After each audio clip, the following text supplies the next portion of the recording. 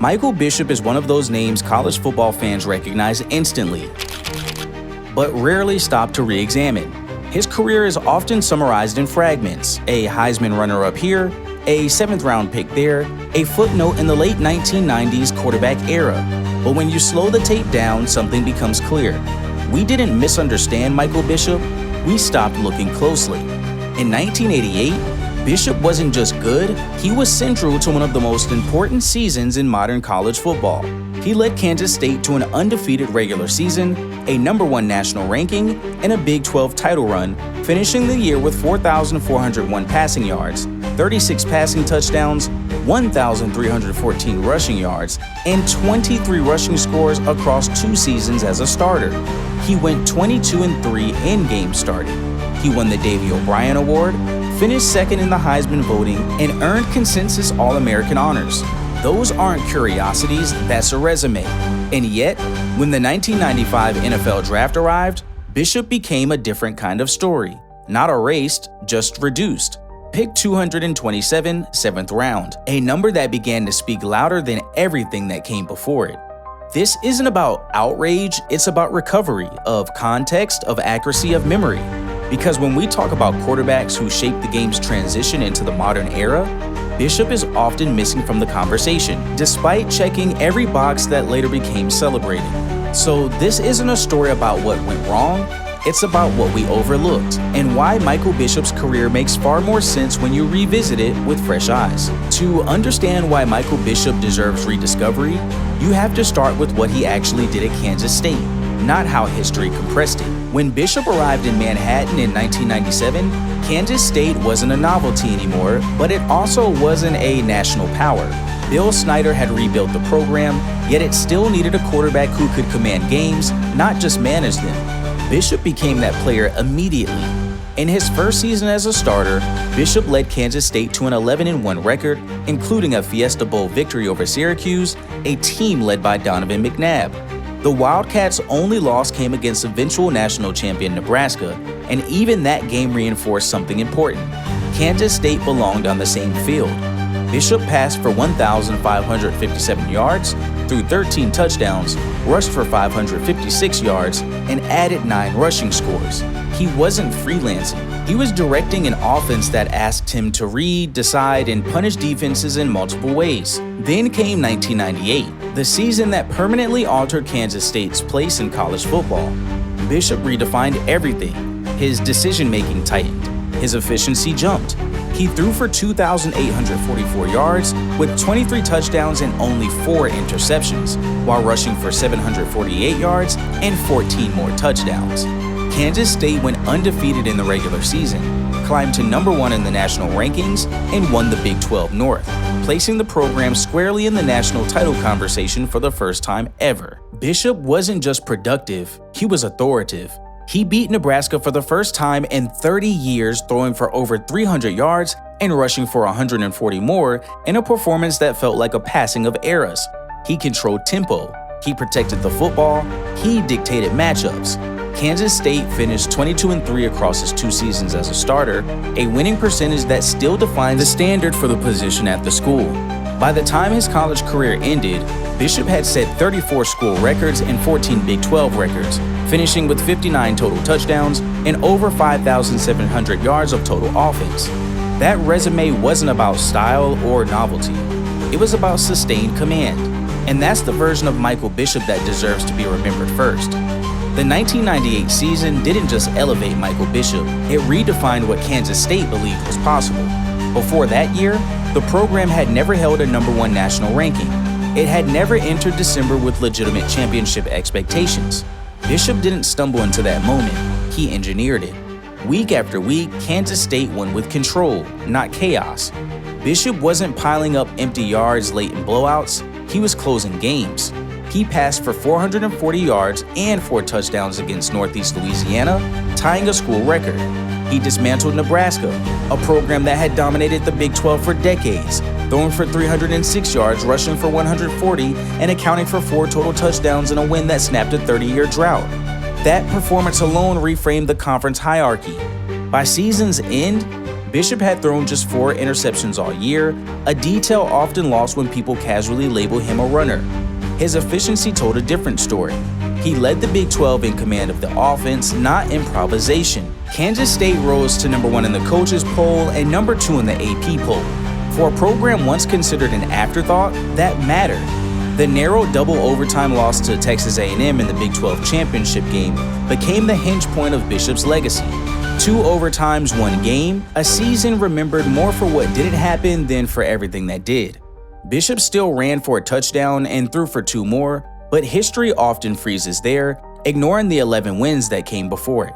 He finished the year as the Heisman runner-up, collected 41 first-place votes, and won the Davey O'Brien Award as the nation's top quarterback. That combination doesn't usually fade, yet somehow it did. Not because the season lacked substance, but because later narratives grew louder than the season itself. And that's where the rediscovery really begins. When Michael Bishop's career ended, the conversation around him didn't turn negative, it quietly shifted. The language softened, then narrowed. He went from being discussed as one of the most complete quarterbacks in the country to being described as something harder to define. Still talented, still dangerous, but suddenly different. Leading up to the 1999 NFL Draft, Bishop wasn't debated on production. The numbers were settled. 22-3 as a starter, 59 total touchdowns, 4 interceptions in his final season. What changed was how evaluators talked about fit. Terms like system, athlete began replacing words like leader and quarterback, not as criticism, more as categorization. That distinction mattered.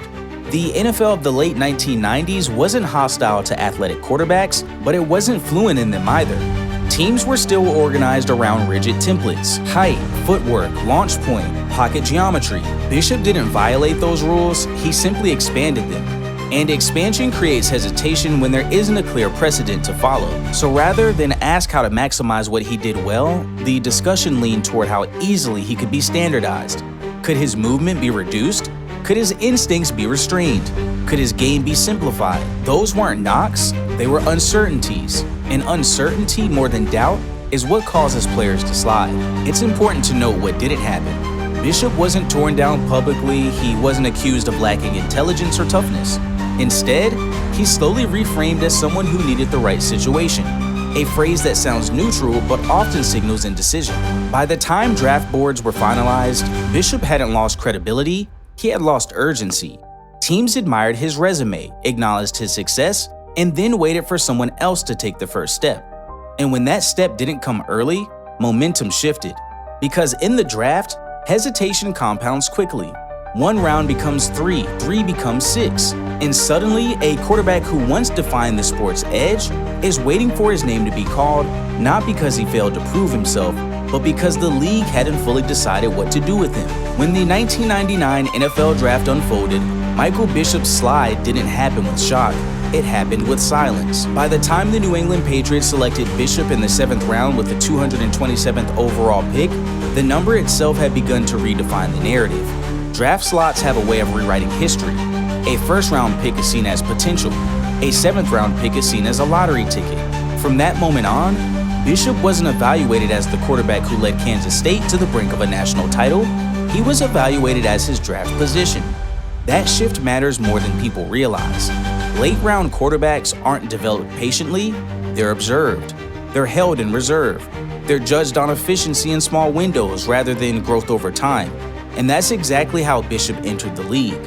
With New England, his opportunities were limited and situational. In the 2000 season, he completed just 3 of 9 passes for 80 yards, but one of those throws was unforgettable. A 44-yard Hail Mary touchdown against Indianapolis that showcased the arm strength scouts had always acknowledged. Even then, Bishop didn't become the plan, he became the possibility. Fans noticed. As starting quarterback Drew Bledsoe struggled, calls grew louder for Bishop to get a longer look. Teammates noticed too. Tom Brady would later call Bishop one of the best athletes he had ever seen. But admiration doesn't equal commitment, and commitment is what draft position often dictates. Bishop's draft slide didn't reflect what he had done, it shaped what he was allowed to do next. What followed Michael Bishop's brief NFL window wasn't disappearance, it was range. Once he left New England, Bishop didn't fade out of football, he expanded across it. In NFL Europe, he started games, threw for over 1,000 yards, accounted for 12 total touchdowns, and showed the same dual threat control that defined his college years. The league treated him less like an experiment and more like a quarterback, and the difference showed. Then came the Canadian Football League, where Bishop's career took on a shape that feels overlooked in hindsight. In 2004, he helped the Toronto Argonauts win the Grey Cup, stepping in during key moments and proving he could manage pressure without needing to dominate the spotlight. 3 years later, in 2007, Bishop delivered one of the most telling seasons of his professional life. As a starter, he went 11-1, threw for 2,920 yards, 22 touchdowns, and just 11 interceptions, and helped Toronto finish first in the East Division. When he missed time with injury that season, the Argonauts went 0-6. When he returned, they went 9-1. That split tells its own story. In the Arena Football League, Bishop became something else entirely, a case study in adaptability. In 2005, he led the league in rushing yards, rushing attempts, yards per carry, and rushing touchdowns as a quarterback. He became the first quarterback in AFL history to rush for over 100 yards in a single game and still holds the league's single-season rushing record for a quarterback. Writers began calling him the Michael Vick of the Arena Football League, not as hype, but as shorthand for how uniquely effective he was. Across leagues, across rules, across expectations, Bishop kept finding ways to contribute, win, and lead. His career didn't narrow after the draft. It diversified. And that's where the rediscovery begins. Not by asking why he wasn't one thing, but by recognizing how many things he actually was. When you step back and look at Michael Bishop's career as a whole, the most striking thing isn't where he landed, it's how consistently he made sense everywhere he went. College football asked him to lead a program into uncharted territory, and he did.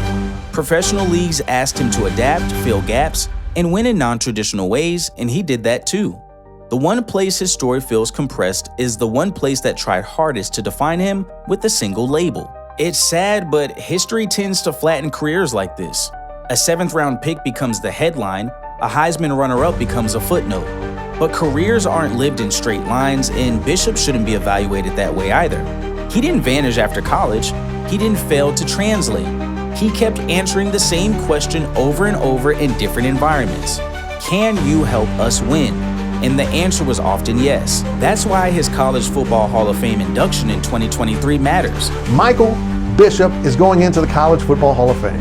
I can't tell you how excited I am, because Mike changed college football. And Mike was a big reason why I'm able to do this for my career, because he played such a significant role in turning Kansas State football from an emerging good program into a national title contender. And he also changed college football in a way that people really don't appreciate. I'll get to another. It doesn't rewrite his story, it recenters it. It reminds us that dominance, leadership, and impact doesn't disappear just because one league struggles to categorize them. Michael Bishop wasn't a mystery, he was a preview. And like many previews, his value only became obvious once the rest of the sport finally caught up. Michael Bishop's story doesn't need to be rescued, it needs to be revisited.